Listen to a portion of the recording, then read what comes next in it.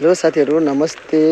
म राम्रो साइली स्वागत छ हजुरहरूलाई मेरो युट्युब च्यानलमा। म आज मर्देन गाउँपालिका 6 मा स्थित रहेको चन्दिली दोभानको पुलबाट म भिडियो बनाइरहेको छु। साथीहरू हजुरले देख्नु भएको ठाउँ, यो ठाउँको नाम रहेको छ वारीपट्टि धमिले र पारीपट्टि नयाँ बस्तीको बिचमा रहेको चन्दिली खोलाको पुलबाट मैले भिडियो बनाइरहेको छु। हजुरले देख्नुहुन्छ यो बगिरहेको खोला भन्ने चन्दिली खोला हो साथीहरू, र यसको सिरान मधुबनी डाँडाको काखबाट यसको जन्म भएको छ। साथीहरू यो अति नै सुन्दर र राम्रो ठाउँ चन्दिली दोभानको बिच छेउमै रहेको धमिले नयाँ बस्ती, साथै अन्य ठाउँहरू पारीपट्टि साहान भन्ने ठाउँ छ। साथीहरू मास्तिर मधुबनी भन्ने ठाउँ छ। यस ठाउँमा बसोबास गर्ने माझी, विश्वकर्मा, त्यसो लगायत बाहुन, छेत्री, तामाङको भौगोलिक बढी जस्तो चाप तामाङहरू हुनुहुन्छ।